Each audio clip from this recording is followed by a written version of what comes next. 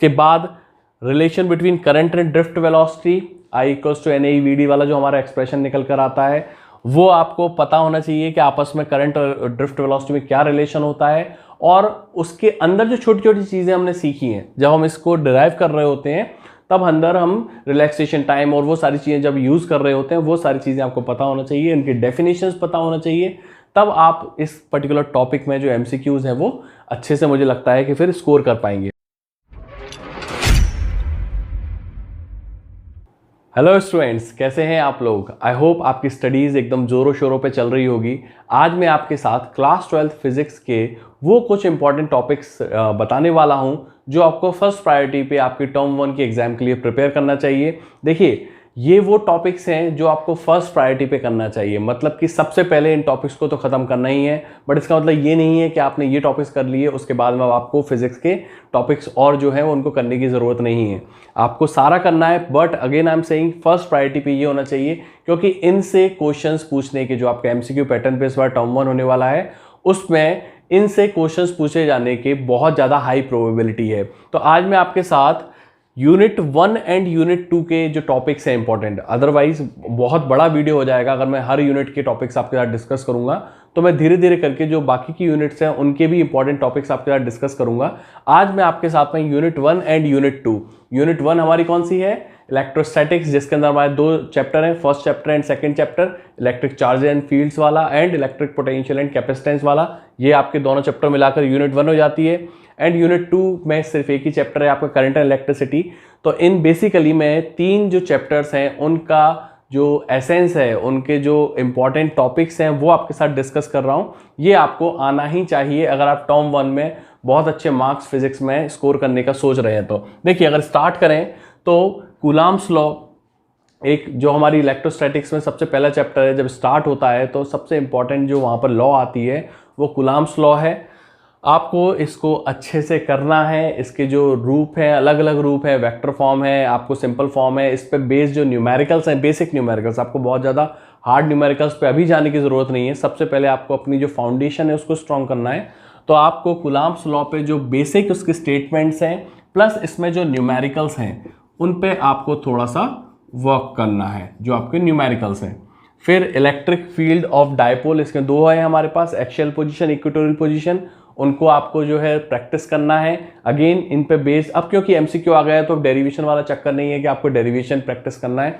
What you have to do is, आपको ये देखना है कि इनमें जो हमारे एक्सप्रेशन आते हैं, एक्सियल पॉइंट पर क्या आता है, इक्वेटोरियल पॉइंट पर क्या आता है, इनमें आपस में क्या रिलेशन होता है, एक्सियल पोजीशन पे इलेक्ट्रिक फील्ड और इक्वेटोरियल इलेक्ट्रिक फील्ड में आपस में क्या रिलेशन होता है, ये सारी चीज़ें आपको प्रैक्टिस करना है। अगेन इसमें भी आपको जो बेसिक न्यूमेरिकल्स हैं, मैं बार बार बेसिक इसलिए बोल रहा हूँ क्योंकि इसमें हार्ड न्यूमेरिकल्स भी आप देख सकते हैं, बट आपको अभी बेसिक न्यूमेरिकल्स ही देखना है क्योंकि MCQ पैटर्न है। MCQ पैटर्न में ज़्यादा हार्ड वो लेकर नहीं जाएंगे।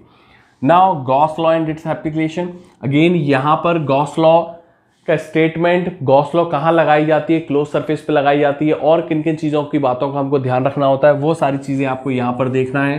Then electric potential of dipole. I would suggest कि आप एक काम कीजिए, इसमें जो जनरल पोजीशन है ना, क्योंकि अगर आप जनरल पोजीशन वाला या जनरल पॉइंट वाला एक्सप्रेशन याद कर लेंगे तो वहाँ से आप इक्वेटोरियल पॉइंट पे भी निकाल पाएंगे और एक्सियल पे भी निकाल पाएंगे। वेल, इक्वेटोरियल पे तो हमको ज़्यादा लोड लेने नहीं है क्योंकि हमको मालूम है electric potential of dipole at equatorial point कितना होता है, 0, तो वो तो सोचना ही नहीं है ना।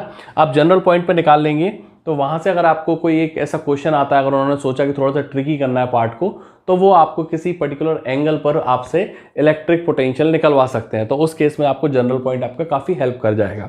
देन इलेक्ट्रिक फील्ड लाइंस, ये टोटल थियोरेटिकल कॉन्सेप्ट है। तो आपको इसमें जो डायग्राम्स बनते हैं इलेक्ट्रिक फील्ड लाइंस के, जब एक सिंगल चार्ज पॉजिटिव रखा हुआ है, सिंगल नेगेटिव चार्ज रखा हुआ है, या फिर कॉम्बिनेशन जो आप लेते हैं पॉजिटिव नेगेटिव चार्जेस के, तो जो वैरायटी ऑफ डायग्राम्स हमारे पास आते हैं वो आपको करना है। प्लस इसकी जो प्रॉपर्टीज़ हैं, जो इलेक्ट्रिक फील्ड लाइंस की प्रॉपर्टीज़ हैं वो भी आपको याद रखना है। Like electric field lines originates from positive charge, terminates to negative charge, two electric lines do not cross each other and other जो प्रॉपर्टीज़ हैं, तो वो आपको सारी प्रॉपर्टीज़ अच्छे से याद रखना है। MCQ पैटर्न पर आपसे प्रॉपर्टीज़ पर बेस्ड क्वेश्चन आ सकता है, बहुत हाई प्रोबेबिलिटी है कि इस पर्टिकुलर टॉपिक से एक आध MCQ वो डाल दें।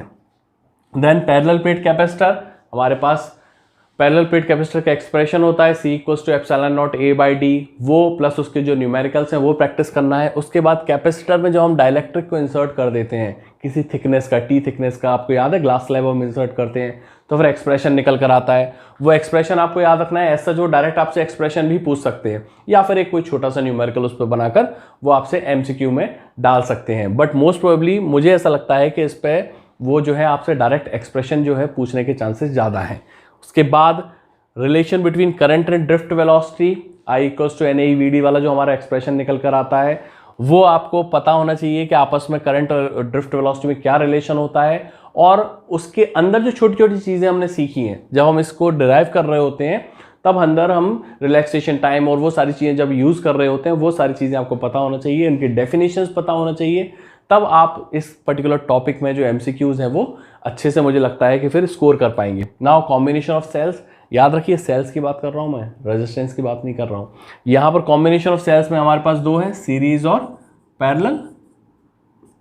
तो आपको दोनों के रिजल्ट याद रखने हैं कि भाई सीरीज में हमारा क्या निकल कर आता है, पैरेलल में रिजल्ट क्या निकल कर आता है। अगेन इस पर भी आप जो बिल्कुल बेसिक न्यूमेरिकल्स हैं उनको स्टार्ट कर सकते हैं प्रैक्टिस करने के लिए कि जब दो सेल सीरीज में कनेक्ट की जाती है तब हम कैसे उसका एक्सप्रेशन निकालते हैं। तो उसमें हो सकता है वो आपको कुछ छोटी मोटी वैल्यूज देकर आपसे एक्सप्रेशन निकलवा लें। तो आपको सिर्फ इसका रिजल्ट याद नहीं रखना है, इस पर बेस्ड कुछ क्वेश्चंस भी प्रैक्टिस करना है, क्योंकि हमको नहीं पता कि वो आपसे डायरेक्ट रिजल्ट पूछेंगे या फिर न्यूमेरिकल्स पूछेंगे। लेकिन आपको दोनों के लिए प्रिपेयर होना चाहिए। आपको एक चीज़ बस क्लियर रखना है कि जो भी पूछेंगे वो बेसिक लेवल का होगा, ज़्यादा हार्ड लेवल का नहीं होगा, क्योंकि ये बोर्ड के एग्जाम है, JEE है, नीट का एग्जाम नहीं है जहाँ पर वो आपको ज़्यादा हार्ड प्रॉब्लम्स देंगे। देन किरचॉफ्स लॉ दो होती है हमारे पास, KCL KVL, Kirchhoff's current law, Kirchhoff's voltage law, इनको देखना है, इनकी एप्लीकेशंस देखना है कि कैसे हम किसी लूप में KVL को लगाते हैं, KCL कैसे किसी नोड पर लगाई जाती है, ये सारी चीज़ें आपको देखना है। व्हीटस्टोन ब्रिज और ये उसकी एप्लीकेशंस है। व्हीटस्टोन ब्रिज के कॉन्सेप्ट पे ही ये मीटर ब्रिज और पोटेंशियोमीटर वर्क करते हैं। ये बहुत ज़्यादा इम्पॉर्टेंट है, आप इसको बहुत अच्छे से पढ़िएगा। 100% मुझे लगता है कि इस पर्टिकुलर पार्ट में से वो 1 या 2 MCQ आपको दे सकते हैं। तो ये कुछ टॉपिक्स हैं यूनिट 1 और यूनिट 2 के, जो मुझे लगता है कि आपको सबसे पहले फर्स्ट प्रायोरिटी पे इनको रिवीजन में लेना चाहिए।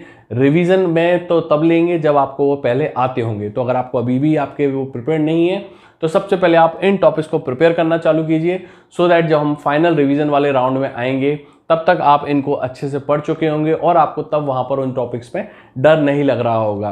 इसके अलावा अब मैं आपको नेक्स्ट वीडियो में इसके जो बात की यूनिट्स हैं, यूनिट 3 यूनिट 4, उनमें जो इंपॉर्टेंट टॉपिक्स है वो लेकर आऊँगा। तब तक के लिए आप इन टॉपिक्स को प्रिपेयर कीजिए। Wishing you all the best.